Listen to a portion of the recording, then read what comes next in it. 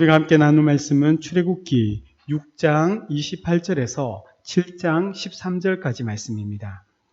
출애굽기 6장 28절에서 7장 13절까지 말씀입니다. 구약 성경 90쪽입니다. 우리 6장 28절에서 7장 13절까지 성경책과 자막을 보시면서 한 절씩 교독을 하나님께 올려드리겠습니다. 여호와께서 애굽 땅에서 모세에게 말씀하시던 날에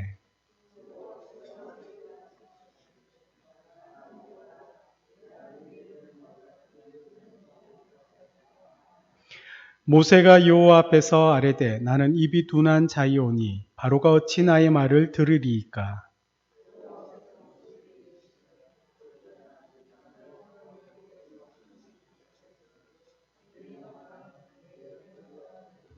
내가 네게 명령한 바를 너는 내 형 아론에게 말하고 그는 바로에게 말하여 그에게 이스라엘 자손을 그 땅에서 내보내게 할지니라.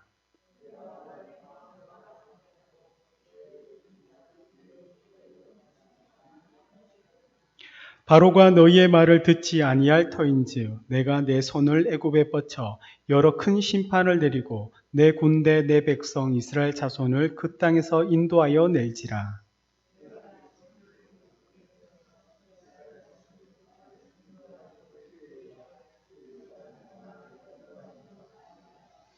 모세와 아론이 여호와께서 자기들에게 명령하신 대로 행하였더라.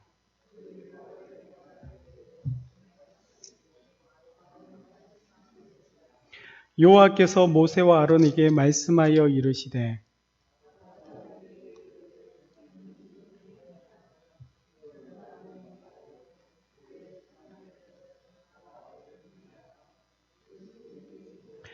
모세와 아론이 바로에게 가서 여호와께서 명령하신 대로 행하여 아론이 바로와 그의 신하 앞에 지팡이를 던지니 뱀이 된지라.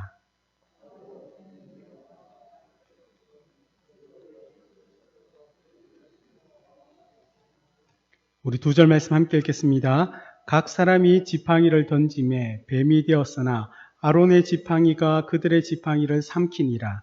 그러나 바로의 마음이 완악하여 그들의 말을 듣지 아니하니 여호와의 말씀과 같더라. 아멘. 우리 앞에 좌우에 계신 분들 한번 바라보면서 인사드리겠습니다. 반갑습니다. 잘 지내셨습니까? 소명의 확인과 지팡이라는 제목으로 말씀을 나누겠습니다. 대한민국 남자라면 우리나라에서는 국방의 의무를 져야 합니다. 군 복무는 사실 굉장히 명예로운 일입니다. 한 명이 군인이 된다는 것은 사실 또한 오랜 시간을 필요로 합니다. 건강한 육체, 건강한 정신을 가진 청년들만이 사실 군인이 될 수 있습니다. 입영일에 입소를 하면 이제 3일 정도 이제 장정이라 부릅니다. 민간인에서 군이 되는 과정이 있습니다. 장정이 됩니다. 저는 이제 12사단 인천에 이제 102보총대에 들어갔었습니다. 들어가니까 처음 이제 장정이랍니다. 장정이 되어서 3일 동안 그곳에 있으면서 다시금 신체 검사와 뭐 정신적 이런 것들을 이렇게 상담을 합니다. 그러면서 이 정신과 육체가 이제 군복무를 하기에 부족함이 없는지 어떤 아픈 데가 있는 것은 아닌지 이제 살피면서 이제 그것이 합격이 될 때 이제 각 사단별로 이렇게 저는 논산에 간 것이 아니라 사단 훈련소, 12사단 훈련소에 이렇게 가서 훈련을 받았습니다. 이제 훈련소를 가면 이제 신병 교육대대에서 훈련을 받는데 훈련병이라 합니다. 민간인에서 장정이 되었다가 이제 훈련병이 됩니다. 훈련병이 되어서 5주에 이제 기초 군사 훈련을 받게 되면 이제서야 퇴소를 하고 자대를 복무하면서 정말 군인으로서 2등병의 그 계급을 달고 군생을 하게 됩니다. 그리고 제대할 때까지 그 기초 군사훈련을 조금 넘어서서 개인 주특기를 받게 되면서 이 개인 주특기와 이 뭡니까 이제 훈련이라 그러면 혹시 우리 여성분들 아시는 분인데 이제 보병과 포병이 함께 나가서 이렇게 훈련을 받는데 그런 훈련들을 제대할 때까지 2달 정도의 텀을 두면서 계속해서 받았었습니다. 저도 군생활을 6개월 했는데 그런 개인 전투력 측정과 그 부대 단위의 훈련들을 2달 간격 짧으면 한 달 간격으로 일주일씩 아니면 길면 2주일씩 나가서 그렇게 26개월 동안 반복적인 훈련을 받고 또한 개인 전투력에 대하여 시험도 치고 테스트를 받았습니다. 이 모든 것들이 군인들이 하는 이유는 전쟁이 일어날 때를 대비하여 받는 훈련들입니다. 그런데 이 민간인이 군인이 되기까지 그 시간들과 단계가 있는 것처럼 사실 신앙도 비슷합니다. 우리가 예수님을 믿었다고 해서 사실 창세기에 보면 가장 유명한 인물 중 한 명이 아브라함, 믿음의 조상이 나오는데 예수님을 믿는다고 해서 우리가 바로 믿음의 조상인 아브라함이 되는 것은 아닙니다.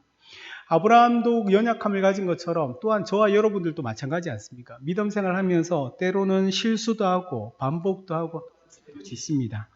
그런 것들을 지속적으로 하다가 하나님의 말씀을 이렇게 듣게 되고 또한 말씀 혼자 읽고 기도하다가 하나님 앞에 자신의 죄를 고백하기도 합니다. 그렇게 신앙의 연수, 시간들이 지나가면서 우리 삶의 주도권이 내가 주인 되었던 그 삶의 모든 선택과 방법을 조금씩 하나님께 맡겨드리면서 하나님의 통치를 내가 온전히 받아들이면서 순종하며 또한 나의 삶이 변화되어 가고 내 성품이 변화되어 가는 그 신앙의 과정, 그 훈련의 시간들 우리는 받게 됩니다. 우리처럼 이 모세도 마찬가지였습니다. 하나님께서 모세를 떨기나무 가운데 부르셨을 때 분명히 그 말씀을 통하여 모세가 하나님을 알아갔고 또한 소명을 받았습니다. 하나님의 말씀 앞에 모세가 그동안 핑계대고 또한 못한다고 하면서 자신 대신 다른 사람을 보내라고 했지만 다시 하나님은 늘 하나님 앞에 서게 하고 모세에게 말했던 동일한 말씀을 계속해서 반복적으로 이야기를 했었습니다. 그렇게 하나님 앞에 설 때 한 번은 핑계대고 또 하나님 앞에 부름받았을 때는 못한다고 얘기하고 또 말이 둔한 자라고도 이야기하며 나 말고 다른 사람을 보내라고도 이야기했는데 그런 시간들이 반복되다가 또 하나님께서 나를 불렀을 때 이제는 더 이상 변명할 것도 없고 핑계댈 것도 없고 그럴 때가 되어서 어쩔 수 없이 하나님의 그 말씀에 순종하고 부르심에 대한 그 소명에 따라 살아가게 됩니다. 그런데 왜 하나님께서 이렇게까지 모세를 부르고 계실까요? 왜 하나님께서 저와 여러분들이 하나님의 자녀가 되었다는 것들에 대하여 하나님은 왜 우리 인생이 세상적으로 나가서 내가 주인 되고 살고 싶은데 그런 내 삶을 하나님은 이런저런 삶의 모습과 주변의 사람으로 계속 나를 괴롭히는 것처럼 다시금 돌아오라고 그렇게 이야기하시는 것일까요? 사실 성경에서 그것은 하나밖에 없습니다. 선택하심입니다. 하나님이 왜 나를 선택했나? 왜 하나님이 아브라함을 택하셨나? 왜 하나님 모세를 택하셨나? 사실 그 이유는 잘 모릅니다. 그러나 하나님은 이 선택이 누구 한 사람이 아니라 모든 일을 선택했는데 모든 일을 선택하고 모두에게 동일하게 하나님의 부르심에 대한 그 상황과 환경을 만들어줬는데 그들보다 저희들이 먼저 하나님께 반응했더라는 겁니다. 그래서 우리가 지금 이곳에 있는 것입니다. 모세는 또한 그렇게 하나님께 부름받았지만 모세의 부름에는 또 다른 의미가 있는 이유가 모세가 40세가 되기 전까지 애굽에서 왕자로 살았다는 것은 그가 누구보다도 애굽의 문화 또 애굽의 그 교육을 잘 받았던 사람입니다. 이제 40년이 지나서 목자로서 광야에서 생활했던 내가 아무것도 아니구나라는 것을 깨닫게 되고 이제는 내가 힘이 없다 생각할 그때 하나님께서는 모세에게 하나님의 지팡이를 주면서 애굽에 보내서 그 애굽에 있는 하나님의 백성, 그 이스라엘 백성들을 보내고 하나님께서 허락하신 그 땅에서 예배자로서 살게 하겠다라는 그 큰 그림을 모세를 통하여 이루고자 하셨던 이유가 바로 모세만큼 애굽에 대하여 또한 잘 아는 사람이 그 애굽 이스라엘 백성 중에는 아무도 없었다는 겁니다. 하나님께서 모세를 통하여 이스라엘 백성들을 그 약속의 땅으로 인도하는 이유가 모세가 하나님 보시 가장 적임자였던 것처럼 오늘날 이 시대에 저와 여러분이 우리 남산교회를 섬기면서 여러분의 삶의 자리에 있는 이유는 우리가 그 자리에 가장 적임자이기 때문에 하나님께서는 우리를 부르셨고 또 우리를 훈련시키시며 또 그런 우리를 또 세상에 또한 세우시고자 하신다는 이유인 겁니다. 하나님께서는 이렇게 모세를 세우는 방법으로 여러분들, 사랑하는 우리 믿음의 성도님 여러분을 이 시대의 인도자로서 하나님은 그렇게 사용하려 하시는 겁니다. 여러분 삶을 한번 돌아보시면요. 신앙적으로 사람은 다르고 환경은 다르지만 어떤 같은 상황과 사건들이 반복적으로 일어나는 일들이 있습니다. 왜 그럴까요? 그건 바로 그 일들을 통하여 때로는 실패하고 때로는 좌절하지만 때로는 하나님 앞에 핑계대고 또한 그 일을 다하여 하나님께 원망하고 불평하지만 하나님은 끝까지 똑같은 상황의 일들을 반복시키면서 하나님 앞에 순종하게끔 만들다는 겁니다. 인간관계 속에서도 저 사람이 굉장히 미운데 그 사람과 늘 같은 일로 부딪히는데 이 사람이 아니면 또 다른 사람을 통하여 또 같은 사건으로 부딪히는 일들이 많은 것은 하나님은 이 사건을 통하여 나의 그 모난 성품, 하나님을 닮아야 될 나의 형상과 성품이 아직도 내 고집대로 살아가는 것들이 이러한 다툼과 부딪힘과 문제를 통하여 내가 아직도 성화되어지지 못했다는 것을 깨닫게 하면서 또 다음에 같은 상황이 되었을 때는 그때는 화를 내고 원망했다며 그 다음에는 아무 말도 하지 않고 참기 하고 또 그 다음에 똑같은 상황이 되면 이제는 내가 잘못했다고 먼저 용서를 빌게 하며 또 다음 똑같은 상황이 되면 이제는 내가 사랑하고 그를 어떻게 상관없이 하나님께서 사랑하고 섬기라 하셨기 때문에 그 말씀에 누가 나한테 어떤 이야기나 반응과 상관없이 말씀에 순종하고자 결단하는 것이 바로 우리의 삶의 모습이라는 겁니다. 그래서 하나님은 같은 상황과 같은 사건들을 반복적으로 우리에게 허락하시는 것이 결국에는 이 모세처럼 어쩔 수 없이 우리가 순종할지라도 순종하는 사람으로 만들어 가시고자 하는 하나님의 의지인 겁니다. 우리 7장 6절 말씀 한번 함께 읽겠습니다. 모세와 아론이 여호와께서 자기들에게 명령하신 대로 행하였더라. 아멘. 결국에는 이렇게 된다는 겁니다. 모세와 아론이 결국에는 여호와께서 자기들의 명령하신 대로 행할 수밖에 없게끔 만드신다는 겁니다. 결국에는 하나님의 뜻이 이루어지는 겁니다. 모세도 결국에는 하나님 말씀대로 할 수밖에 없음을 깨달았던 것처럼 우리 또한 결국에는 하나님께서 요구하시는 삶의 모습으로 살아갈 수밖에 없다는 겁니다. 그런데 그렇게 각자가 부르심 받지만 그가 하나님 앞에 순종하며 살아가는 시간의 간격들은 각자가 다르다는 겁니다. 현실에서 지금 우리가 살아가는 이 현실에서 모세처럼 하나님의 명령대로 행하였다, 순종했다고 이 걸리는 시간들이 얼마인지 아무도 모른다는 겁니다. 저도 온전한 순종 여전히 힘듭니다. 여러분들도 말씀대로 살아간다는 거 너무나 힘들 거라는 거 저보다 더 잘 알고 있을 줄 압니다. 그러나 이 모세의 모습이 결국에는 하나님께서 우리들을 빚어져 가실 테고 결국에는 하나님께서 우리를 이렇게 세우시겠다는 그 앞에 선 믿음의 선진들 중에 우리는 지금 출애굽기를 통하여 모세를 바라보면서 우리도 저렇게 될 수밖에 없겠구나라고 생각하며 때로는 원망도 하고 불평도 했지만 결국엔 하나님의 말씀대로 행할 수밖에 없는 것처럼 지금 먼저 행하는 자가 지혜로운 자라는 것을 성경 우리에게 가르쳐 주고자 한다는 겁니다. 우리가 하나님 말씀에 순종하기에는 사실 너무 많은 시행착오가 필요합니다. 어려움을 당할 때도 있습니다. 결국에는 순종밖에 할 게 없기 때문에 순종하게끔 합니다. 그래서 각자의 인생에서 그 시간들이 얼마나 걸릴지 우리가 알 수 없다는 겁니다. 그러나 중요한 것은 하나님께서 결코 포기하지 않는다는 사실입니다.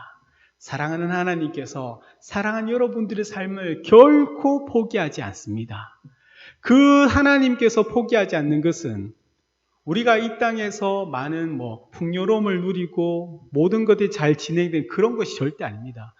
여러분의 영혼이 잘 되는 것에 대해서 하나님은 절대 포기하지 아니하시고 여러분의 영혼이 잘 되기 위해서 때로는 하나님은 이 땅에서 망하게도 하시며 우리의 건강도 아프게 하시고 때로는 가슴 아픈 이별도 하나님은 허하시는 이유가 바로 그 모든 걸 통하여 궁극적으로 이 땅 가운데 삶이 영원한 것이 아니라 영혼을 살아갈 우리가 그 영원한 하나님께서 살아갈 그곳에서 정말 믿음으로 사는 그 삶의 모습을 이 땅에서 믿는 자, 특별히 하나님께서 훈련시키고자 하는 자의 삶을 통하여 세상에 또한 보여주고자 우리를 부르시고 선택하셨던 이유인 것입니다.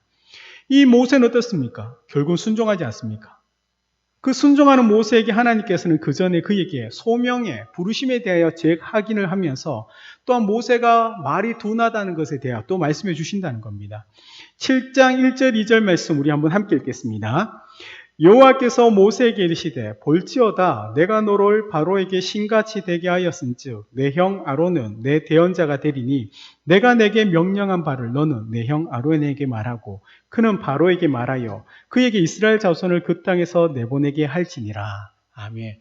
계속 하나님은 그전에도 이렇게 하셨다는 겁니다. 모세를 불렀고 모세가 아론에게 이야기하고 또 아론이 바로에게 이야기하고 그렇게 했는데 또 이렇게 하나님께서 하시지만 오늘 이 7장에서는 하나님께서 보라라고 먼저 사실 이야기하십니다. 이 보라는 것은 하나님의 명령이거든요. 지금은 어떻습니까?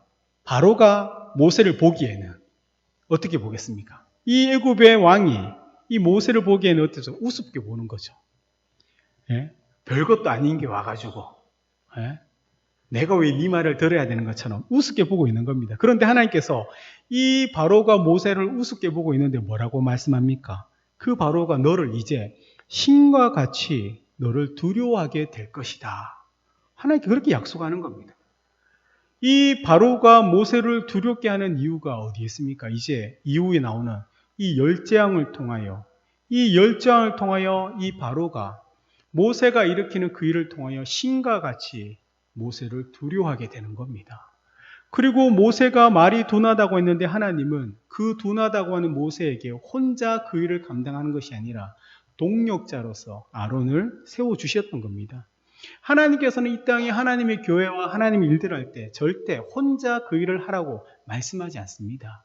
특별히 교회에서 어떤 일을 결정하고 할 때 굉장히 비효율성과 또 시간이 더디 걸리는 일이 있습니다. 재직회나 공동일을 하며 각자의 소견에 좋을 대로 많은 일들이 이야기돼 나오지 않습니까? 그런데도 그렇게 지루하지만 그러한 일들을 통하여 마음을 모으는 이유가 무엇입니까? 교회가 바로 그러한 곳이기 때문입니다. 교회는 몇몇 똑똑한 사람들이 모여서 어떤 일들을 결정하고 진행하는 그런 사회적으로 이야기하면 회사가 극대 효율성을 극대화시키고 많은 이익을 내는 것처럼 하지만 교회는 아닙니다.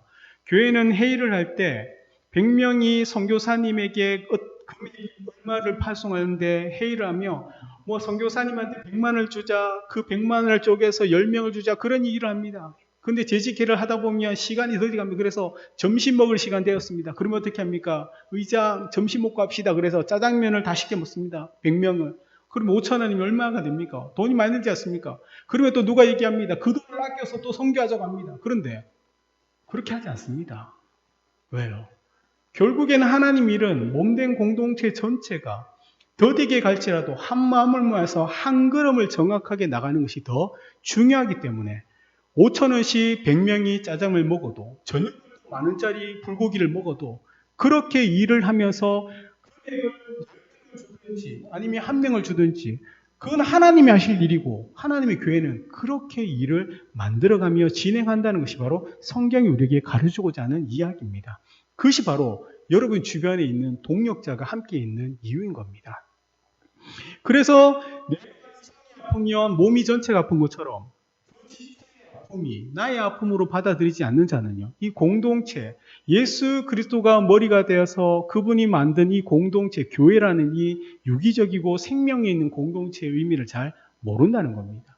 그래서 저희가 늘 성도를 위하여 함께 기도하고 그 성도의 아픔을 나누는 이유가 그 아픔이 나의 아픔이 되고 또 그의 기쁨이 나의 기쁨이 되는 것처럼 이 믿음의 공동체 안에서 그렇게 하나됨을 누리지 못하고 하나된 것을 모르는 자가 어떻게 세상에서 나와 전혀 일면식이 없는 저 사람을 내가 눈물로 기도하고 그 영혼을 붙잡고 내가 하나님 앞에 몸부림칠 수 있겠습니까? 바로 이것이 동력자라는 그 의미인 겁니다. 그러나 이렇게 하나님께서 말씀하시지만 또한 하나님은 여전히 바로의 해방이 심할 거라는 것을 우리에게 말씀합니다. 3절을 우리 한번 함께 읽겠습니다. 내가 바로의 마음을 완악하게 하고 내 표징과 내 이적을 애굽 땅에서 많이 행할 것이나. 이 완악이라고 하는 말은요, 하나님과의 관계에서 하나님의 뜻을 거역하고 완강하게 고집을 피우는 그 인간 본연의 악한 속성을 의미하는 말을 사실 완악이라고, 예전에는 개혁한계는 강팍이라고 이렇게 이야기했습니다. 하나님께서 지금 보면 바로의 마음을 완악하게 하신다고 하셨지만 실제로 이 출애굽기에서 이 완악이라는 단어가 열 몇 번 사용되는 것은 맞습니다. 그런데 하나님께서 바로의 마음을 완악하게 하시지만 10가지 재앙 중에서 6번째 재앙 이후로부터 바로가 이제는 두려워하기 때문에 이스라엘 백성을 보내려고 하는데 하나님은 바로의 마음을 강제적으로 완악하게 해서 하나님이 원래 행하고자 계획하셨던 일 그대로 행하시는 겁니다. 그래서 그 전까지는요, 하나님은 이 바로의 마음을 하나님에게서 완악하게 하는 것이 아니라 그가 하고 싶은 대로 행하도록 그대로 두신다는 겁니다. 6번째 재앙이 뭐가 중요합니까? 순종이라는 것은 처음 하지 않으며 나중에 하겠지만 그 과정 속에서 일어날 일들에 대해서는 하나님은 이 애굽을 심판하고자 하는 그 뜻이 있기 때문에 그 바로의 마음을 돌이키고 할지라도 하나님은 내버려 두지 않았다는 겁니다.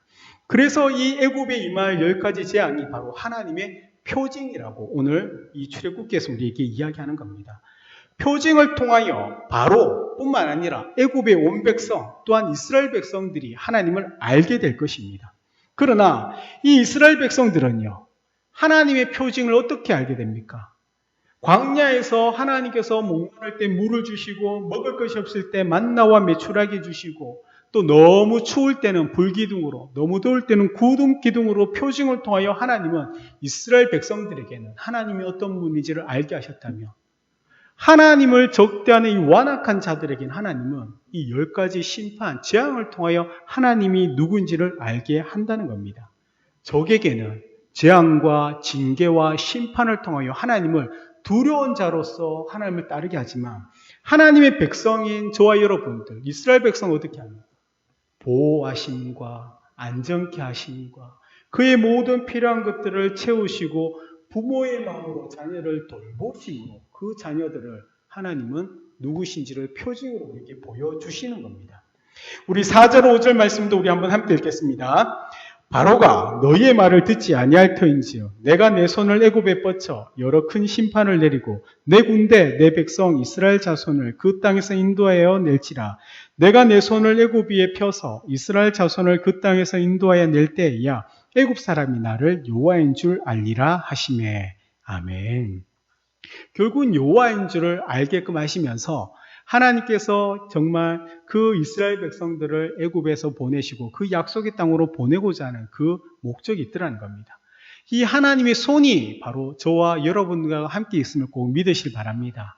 여러분을 모든 것을 덮고 있는 이 아버지의 손이 바로 여러분을 붙잡고 있습니다. 또한 우리가 주님의 손을 붙잡아야 될 의미이자 이유인 겁니다. 지금 눈에 보이는 바로의 위협 있지 않습니까? 임금으로서 가장 큰 권력을 가진 자로서 위협하고 위협하며 사실 그 나라에는 그대로 되었던 것들이 있습니다. 그런데 이 땅에서 마찬가지입니다. 이 땅에서 악한 세력들이 예수 그리스도 믿는 저와 여러분의 삶을 공고하게 하고 힘들게 하고 관계의 어려움을 겪게 하면서 또한 여러분이 하는 일들이 꼬이게 하고 잘 풀리지 않게 하는 이유들이 있습니다. 그러나 그렇게 그들이 우리를 잡고 우리를 흔드는 것처럼 보이지만 그 위에 더 큰 하나님의 손이 우리를 덮고 있다는 사실을 꼭 기억하시기 바랍니다. 하나님께서는 이 손을 우리에게 펼치시면서 이 악한 세력들이 우리를 힘들게 어떻게 합니까? 군인이 참된 군인이 되기 위해 훈련받는 것처럼 우리의 신앙이 어린아이에서부터 장성이 예수 그리스도의 그 믿음의 분량에까지 이르기 위하여 우리를 훈련시키는 그 방편으로 하나님은 사용하시는 겁니다. 네. 그래서 하나님의 목적이 이스라엘 백성을 애굽 땅에서 인도하고 애굽 사람들이 여호와를 알게 하는 것처럼 동일하게 여러분의 삶을 통하여 세상이 예수와 하나님을 알게 되는 은혜가 있음을 꼭 믿으시기 바랍니다. 이 목적을 위하여 먼저 모세를 부르셨던 것처럼요. 이제는 지금 이 시대에 저와 여러분을 부르고 계시며 하나님의 손이 우리와 함께하면서 하나님의 그 약속하신 곳으로 우리는 나가게 될 것인 겁니다. 동시에 바로는 이 구원의 역사를 이루는 과정 속에서 하나님께서 사용하시는 그 악하지만 하나님이 사용하시는 도구일 뿐인 겁니다. 그 마음을 완악하게 그 본성 그대로 하시고 이제는 돌이키려 하지만 더욱더 온 세상을 두렵게 하시고자 하나님의 백성이 이 땅에서 하나님이 누구인지를 알게 하시고자 사용하는 단순한 도구일 뿐입니다. 그러나 그 도구 앞에 지금 모세는 사실 어린아이 같은 믿음의 수준을 가지고 있습니다. 시간이 지나면서 이 하나님의 손이 그와 함께 하면서 하나님의 일하심을 보게 되고 하나님 안에서 이제 모세는 불가능한 것을 꿈꾸게 되며 하나님의 지팡이를 들고 하나님께서 행하시는 그 기적들을 실로 행하는 놀라운 믿음의 사람이 될 것으로 저와 여러분 또한 마찬가지인 겁니다. 그래서 사랑하는 여러분, 순종이 그만큼 중요한 겁니다. 지금 우리가 살아가는 이 시대에는 하나님이 우리 안에 계시고 그의 백성인 우리가 있지 않습니까? 나라의 3요소 왕, 백성, 주권의 문제인데 이제는 하나님께서 통치하시는 그 한 사람이 필요할 때 하나님이 내게 있고 왕 되신 분 내가 있고 그의 백성이 내가 있는데 내가 이제 순종하지 않으면 내가 있는 그 공간에 그 시간에 하나님의 통치가 이루어지지 않기 때문에 오늘날 이 시대는 바로 순종의 시대이고 순종의 싸움이라는 것을 꼭 기억하셔야 됩니다. 하나님은 그렇게 모세를 훈련시키는 것처럼 우리를 훈련시키고 그 처음이 지금 이 아론이 먼저 나가서 그의 지팡이로 행하는 일들인 겁니다. 우리 9절 말씀 한번 함께 읽겠습니다. 바로가 너희에게 이르기를 너희는 이적을 보이라 하거든 너는 아론에게 말하기를 너의 지팡이를 들어서 바로 앞에 던지라 하라 그것이 뱀이 되니라. 이 역사적으로 보면요, 독재자들은 항상 어떻습니까? 자신의 힘이 있음을 자랑하고 또한 보여주기 위하여 더 강한 자가 나타나면 싸움을 걸어서 자신이 강하다는 것을 대결을 통하여 보여주고 했던 일들이 있습니다. 사실 모세와 아론이 이 바로에 가서 하나님의 명령대로 행하지만 이 바로는요, 지금 아론이 행하는 그 일이 하나님께서 행하시는 일들을 생각하는 것이 아니라 인간, 모세와 아론이 행하는 일들이라고 생각하고 있는 겁니다. 그래서 하나님께서 모세를 통하여 또 모세가 아론에게 때 말씀하신 것처럼 지팡이를 던지니까 그것이 무엇이 됩니까? 뱀이 되었던 거죠. 이 바로가 이 이적 앞에서요, 모세와 아론이 했다고 생각하면서 그들과 겨루기 위하여 바로가 했던 일이 똑같습니다. 그 애굽의 현인들과 마술사들을 불러서 이 모세와 아론이 했던 것처럼 동일하게 그 마술을 하도록 합니다. 그래서 애굽의 마술사들이 지팡이를 던지니까 동일하게 뱀이 되었습니다. 그런데 12절입니다. 우리 12절 말씀 한번 함께 읽겠습니다. 각 사람이 지팡이를 던짐에 뱀이 되었으나 아론의 지팡이가 그들의 지팡이를 삼키니라. 지금은요, 이 지팡이라는 생명 없는 것, 무생물이 지금 던지니까 생명이 있는 것처럼 사건이 일어났습니다. 사실 이 지팡이는 의미하면 바로 의지의 대상, 믿음의 대상을 상징적으로 이야기하고 있습니다. 애굽인이 의지하고 있던 그 믿음의 대상인 그 지팡이가 모세와 아론이 의지하고 있던 그 믿음의 지팡이에게 어떻게 되면 먹혀들었던 겁니다. 이 땅 가운데 참된 의지의 대상, 참된 믿음의 대상이 바로 누구입니까? 바로 하나님 한 분밖에 없다는 사실을 지금 보여주고 있습니다. 사랑하는 여러분, 이 사실을 믿으십니까? 앞으로 일어나는 이 10가지 재앙은 바로 이 사건에 대하여 구체적으로 나타나는 사건일 뿐인 겁니다. 여러분의 인생길에서 여러분이 의지하는 분이 하나님이지만 하나님인 것을 정말 확신한다면 그분만 의지하고 그분의 말씀한 대로 살아가야 하는데 그렇지 하지 않겠다는 것은 여전히 내가 의지하는 나의 지팡이가 내 마음 한켠에 있다고 보셔야 된다는 겁니다.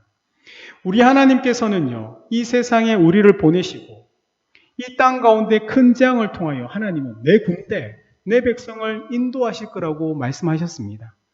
세상에서 하나님을 두려운 분으로 보여주고 또한 하나님을 믿는 우리들에게는 어떻습니까? 능력 많은 우리의 아버지, 우리의 보호자, 돌보시는 힘으로 우리에게 보여지게 된다는 겁니다. 그러나 이 모든 것들이 믿음의 눈으로 보지 않으면 절대 해석되지 않습니다. 여러분의 삶이 힘들고 어려울 때 하나님이 정말 나와 함께 있다는 사실에 대하여 한 번도 의심하지 않는 적이 있으십니까? 여러분이 정말 힘들고 어려울 때는 하나님이 나와 함께 있다는 사실조차도 우리가 떠올리지 못할 때가 있습니다. 그래서 이런저런 방법으로 나의 지팡이를 가지고 하려고 하다가 그것조차 되지 않을 때 그제서야 우리는 하나님이 계시다는 사실을 기억하며 하나님 나오지만 하나님은 그런 우리들을 다 아셔서 받아주시고 또 위로해 주시고 또 힘을 주시면서 내가 너와 함께 있을 것이라는 말씀을 주고 다시금 우리를 세우시고 세상에 보내시는 또한 우리의 아버지신 겁니다. 이 이스라엘 백성들이 그 고역의 혹독함으로 하나님의 말을 듣지 않으려는 것은요, 동일하게 오늘 이 시대 우리가 이 땅에 살아가면서 경제적인 거나 이런저런 삶의 어려움들 또한 관계적인 어려움을 통하여 강한 손으로 우리를 인도하시는 그 하나님을 바라보지 못하고 믿음으로 보지 못하니까 어떻습니까? 세상을 두려워하게 되는 것이죠. 바로를 두려워하는 것처럼. 바로를 두려워하니까 하나님께서 우리에게 명령하시고 말씀하신 것을 하라 할 때 우리의 반응은 못합니다. 안 합니다. 나는 능력이 없습니다로 나온다는 겁니다. 사랑하는 여러분, 하나님은 이런 우리의 연약함을 다 알고 계십니다. 그렇지만 그런 우리들을 그 자리에서 두지 아니하시고 하나님의 믿음의 자리까지 우리를 부르신다는 것을 꼭 기억하시기 바랍니다. 그때 여러분의 인생에서 하나님이 보여주시는 이적과 그 표징들을 통하여 은혜가 풍성하게 될 것이며 여러분의 주변의 사람들이 여러분의 변화된 삶을 통하여 예수를 믿게 됨을 꼭 기억하시기 바랍니다. 그런 여러분의 삶을 통하여 이 세상이 또 우리가 하나님이 우리 가운데 함께인 것을 알게 될 것이며 그 길을 걸어가는 길은 여전히 우리 주님께서 걸어가셨던 십자의 길은 믿음이 없이는 도저히 걸어갈 수 없는 길이란 거. 이 세상을 살아가는 우리의 삶의 길은 믿음이 없이는 도저히 걸어갈 수 없는 길. 그 믿음은 내용이 아닙니다. 대상. 믿음의 대상이 누구인가? 이 바로가 말하는 그들이 의지했던 그 애굽의 신들, 모세와 아론을 선택하시고 부르셨던 하나님. 믿음은 하나님을 아는 것과 그 하나님을 신뢰하는 것과 그 하나님의 말씀대로 순종하는 것. 그것이 바로 믿음인 것입니다. 우리 사랑하는 여러분이 바로 믿음의 사람임을 기억하시고 믿음의 사람으로서 믿는 자의 걸음을 한 걸음 한 걸음 또한 믿음의 가정을 세워가고 믿음의 교회를 세워가는 여러분 되시기를 예수님의 이름으로 축복드립니다. 아멘.